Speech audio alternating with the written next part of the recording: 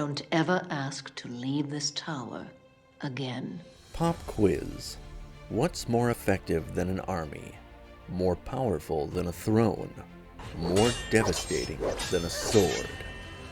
The correct answer? A lullaby. Flower, gleam, and glow. Some villains conquer kingdoms. Mother Gothel conquers something far more valuable. A mind. She doesn't need guards. She doesn't need walls. She doesn't even need to lock the door. Because the most effective prison is the one where the prisoner thanks you for building it. Hi. Welcome home, Mother. Ah, Rapunzel. How you manage to do that every single day without fail. It looks absolutely exhausting, darling. Oh, it's nothing. Gothel's captivity is elegant, quiet, perfect. She weaponizes affection. She manufactures dependency. She builds a cage you would die to protect. This is how Mother Gothel builds an invisible prison. And this is why she is one of Disney's most quietly terrifying villains. Before we dissect her playbook, let's kill a dangerous myth. This isn't about weak people falling for manipulation. This is about how human psychology is designed to be hacked. We are biologically wired for three things: trust our caregivers, avoid abandonment, seek approval from those we depend on. This isn't a bug in our programming, it's a feature. It kept us alive for millennia, but Gothel doesn't exploit weakness, she exploits biology. When someone controls your fundamental resources, food, shelter, safety, validation, your brain doesn't ask, is this person good for me? It asks, how do I keep them happy so I survive? This is why brilliant people stay in abusive relationships, why capable employees endure toxic bosses, why grown adults still chase approval from cruel parents. The tower isn't just physical, it's neurological. And Mother Gothel knows exactly which nerves to strike. Why can't I go outside? The outside world is a dangerous place, filled with horrible, selfish people. Welcome to the Invisible Prison. Before Mother Gothel, there was just Gothel. No title, no family, no kingdom, just a woman growing old. And then she found the flower. Magic condensed into a single bloom. Healing, restoration, youth. For centuries she hoarded it, sang to it in secret. Flower, gleam, and glow. Let your power shine. Make the clock reverse. Bring back what once was mine. What once was Kept herself preserved while the world aged around her, until the kingdom stole it. Used it to save the queen, and in doing so, transferred its magic into an infant. Now, pay attention to Gothel's problem. She doesn't need revenge. She doesn't want justice. She doesn't care about the kingdom's crime. She simply needs her medicine back. But there's a catch. The hair only works while attached to the girl. Cut it, and the magic dies. So Gothel makes a choice. She doesn't destroy the source, she acquires it. Where Scar wanted a throne, where Ursula wanted power, where Maleficent wanted revenge, Gothel wants sustainability. She doesn't build an empire, she builds a supply chain. No competition, no exit. One girl, one tower, one song. Every few days, for eternity. This is her motive, not conquest, self-preservation, and that makes her far more dangerous. Because Gothel doesn't see Rapunzel as a daughter, she sees her as medicine, a resource, a tool, a renewable source of youth. And if you are medicine to someone, they will never let you leave the pharmacy. Sun Tzu wrote in The Art of War, "If you know the enemy and know yourself, you need not fear the result of 100 battles." Gothel inverts this. If your enemy doesn't know the world and doesn't know herself, she can't even imagine a battle. Isolation isn't cruelty, it's strategy. If you've never seen the world, the tower feels like the world. Gothel doesn't need locks, because Rapunzel has no comparison. No friends to say this isn't normal. No outsiders to ask, why can't you leave? No alternative narratives. Robert Greene in the 48 Laws of Power calls this Law 23, concentrate your forces. Don't spread your control thin. Dominate completely in a small sphere. Gothel is mother, teacher, provider, judge, jury, God. She is the only voice Rapunzel has ever heard define reality. This is the first rule of coercive control. Eliminate outside information, because comparison is the enemy of captivity. Ruffians, thugs, poison ivy, quicksand, cannibals and snakes, the plague. She doesn't forbid the dream, she poisons it. This is Machiavelli's principle from The Prince. It is better to be feared than loved, if you cannot be both. But Gothel improves it. Make them fear the world more than they fear you. She positions herself as the shelter from the storm, even though she is the storm. This tactic has a name in psychology: catastrophizing.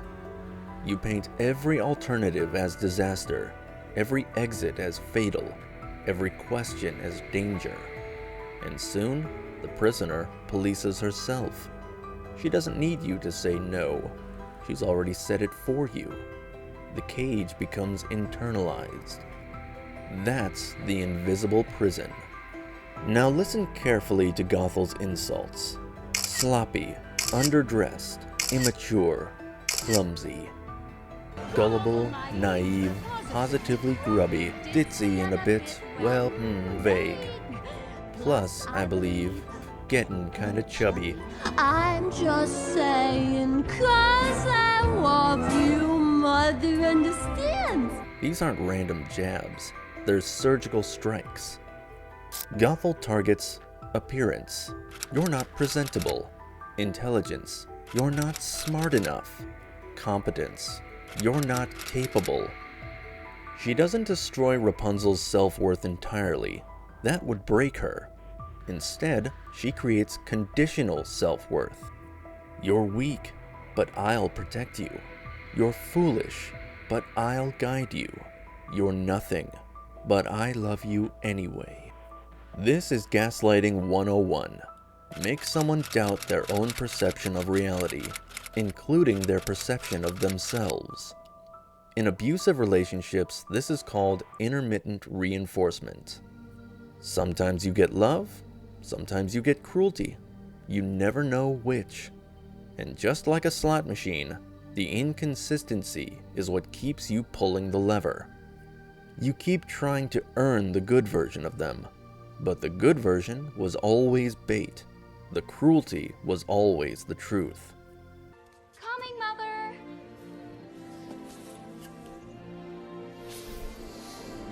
Hi. Welcome home, Mother. Watch this moment. Rapunzel asks to see the lanterns.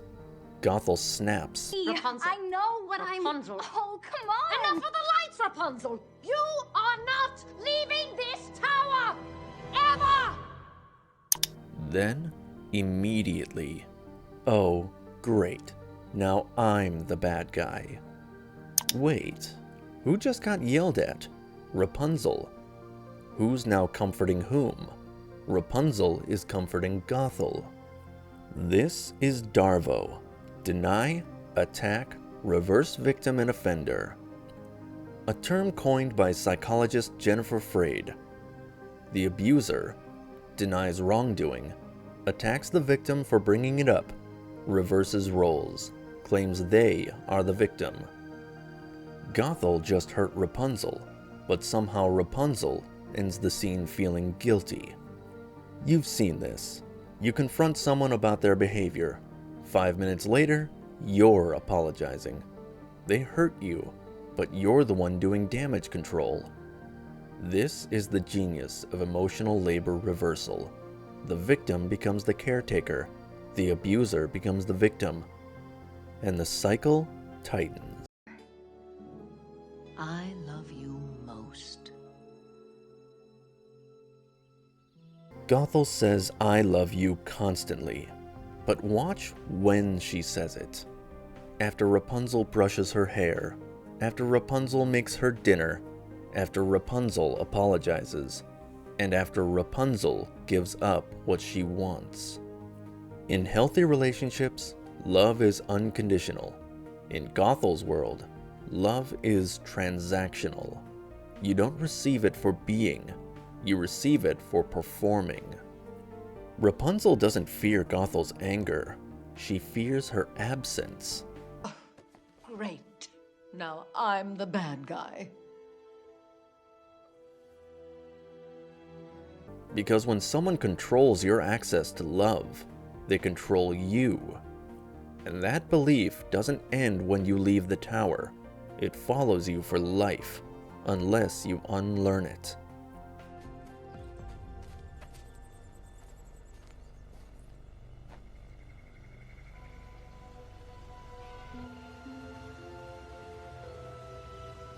When Flynn stumbles into Rapunzel's tower, Gothel faces her first real threat in 18 years. An outsider. A variable she didn't plan for. But watch her strategy. She doesn't kill Flynn. She doesn't lock Rapunzel up tighter. She doesn't even reveal that she knows. This is the 48 Laws of Power. Law 15. Crush your enemy totally. But Gothel inverts it. Let your enemy crush themselves. She knows 3 things Flynn doesn't. Rapunzel has been conditioned to feel guilty for wanting things. The real world can overwhelm someone with 0 experience. If Rapunzel gets hurt, she'll come running back, grateful. I'm a horrible daughter. I'm going back. No, I'm doing this. She's going to be so furious. That's not Rapunzel's voice. That's Gothel's script running on autopilot. Hello, dear. But I don't...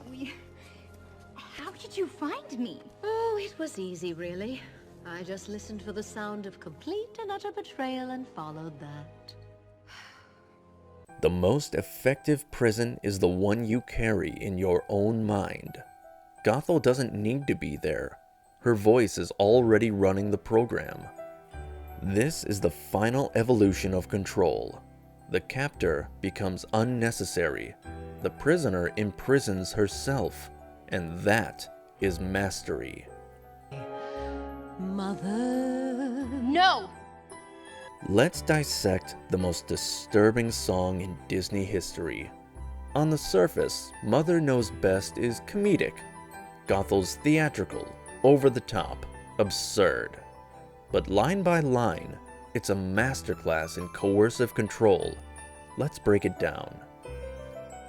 Repeat it enough, and it becomes doctrine. The world is hostile. I am safe.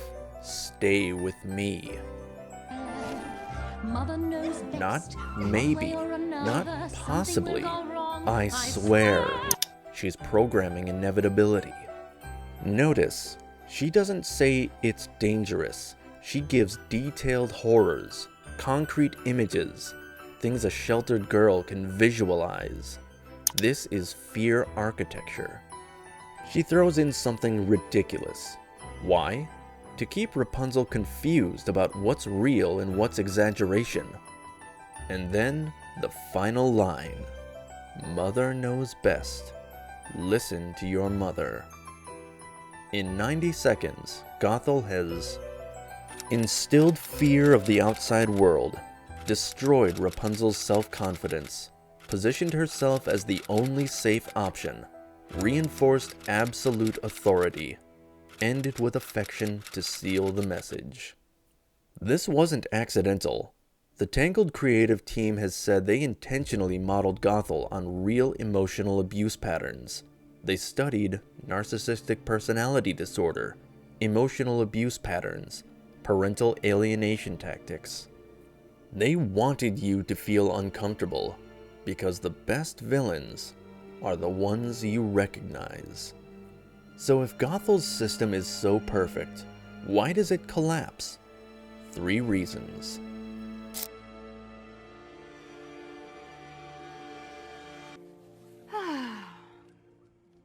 So, Eugene Fitzherbert, huh? Gothel controlled information for 18 years.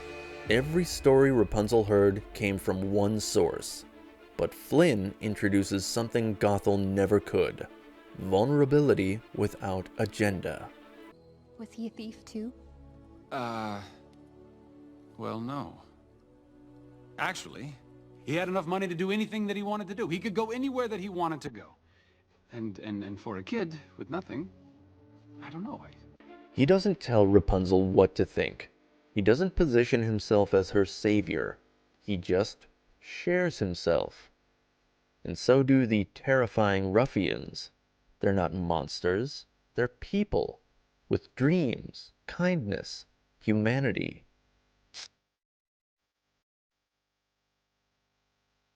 Gothel said the world is cruel. Reality, the people are kind. Gothel said you're helpless. Reality, Rapunzel saves Flynn. Twice. Gothel said you need me. Reality, Rapunzel thrives without her. When the narrative cracks, the entire illusion crumbles. This is called cognitive dissonance. The discomfort you feel when what you've been told does not equal what you experience. Most people resolve this by dismissing the new information. Maybe I just got lucky. Maybe Mother was right and I don't see it yet. But Rapunzel does something different. She trusts her experience. And once you start questioning one thing, you start questioning everything.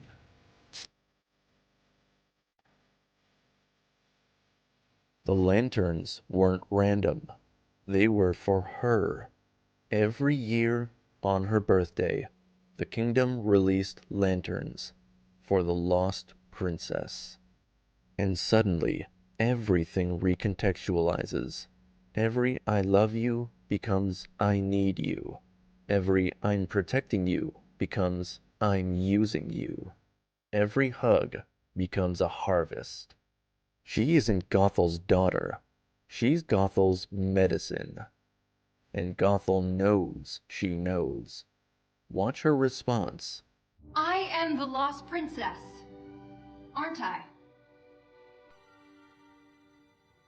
Did I mumble, Mother? Or should I even call you that? She doesn't deny the facts. She reframes the motive. Everything I did was to protect you. But once someone sees the cage, you can't convince them it's a home. This is the fatal flaw in every manipulation. It only works in the dark. The moment the light comes in, the spell is broken.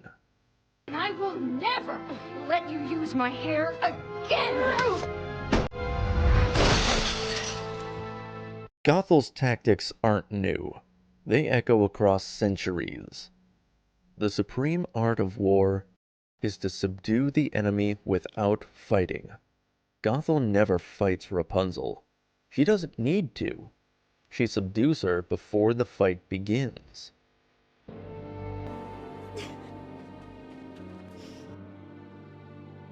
Men are so simple and so subject to present necessities that he who seeks to deceive will always find someone who will allow himself to be deceived. Gothel doesn't force Rapunzel into the tower. Rapunzel chooses to stay, because Gothel has made every alternative seem worse. From Robert Greene's 48 Laws of Power, Law 43, work on the hearts and minds of others. Coercion creates resistance. Persuasion creates allegiance. Gothel doesn't command, she convinces. Law 26, keep your hands clean. You must seem a paragon of civility and efficiency. Your hands are never soiled by mistakes and nasty deeds. Gothel never looks like the villain. She always looks like the victim. Are you hurt? Mother, how did you... I was so worried about you, dear. So I followed you. And I saw them attack you and... Oh my, let's go before they come to... Dr. Judith Herman, Trauma and Recovery. The methods of political control are remarkably similar, whether applied to the domination of nations or individuals. That's Gothel. Not with fists, with whispers. The oldest prison in history has never been stone. It's dependency. When someone shapes your fears, your beliefs, your sense of safety, your understanding of your own worth, they don't have to restrain you.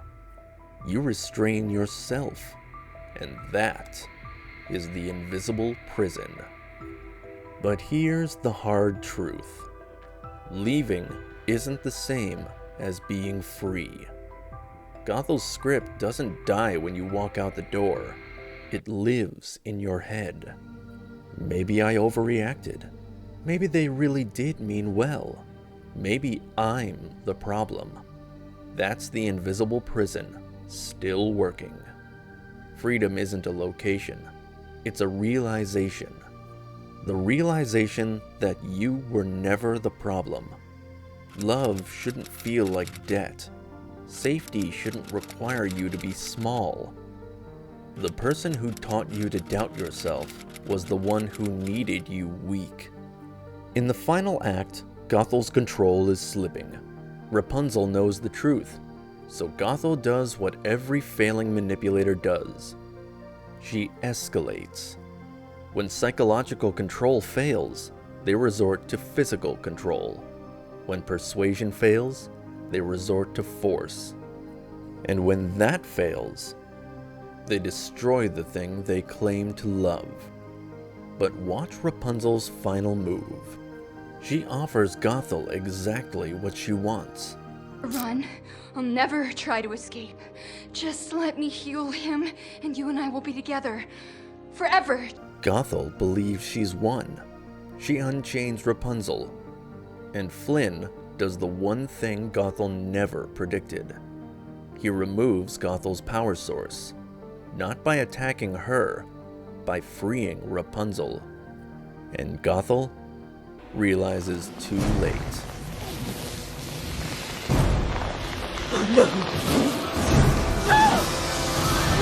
She doesn't have Rapunzel. She never did. She had her hair. And the moment the hair is gone, so is her power.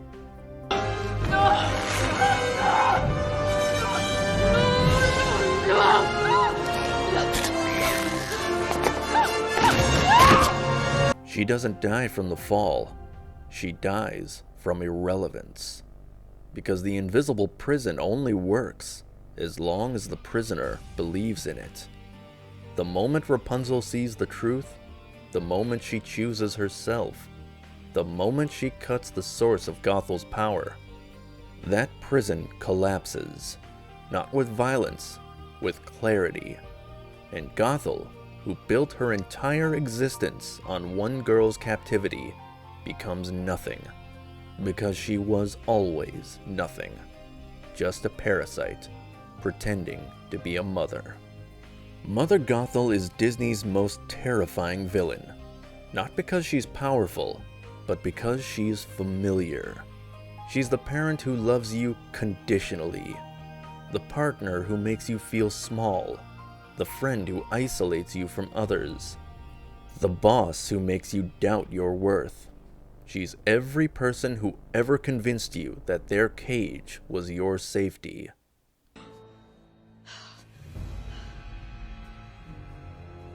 You want me to be the bad guy? Fine. Now I'm the bad guy. And her final lesson? The most dangerous prisons are the ones that feel like love. But here's the hope. Every invisible prison has a weak point, the truth. And once you see it, you can't be imprisoned again. Not by them, and not by the version of their voice you carry in your head. That's the real magic. Not healing, freedom. The kind that comes from seeing clearly. The kind that no one can ever take away. Because you finally know you were never the prisoner. You were always the key.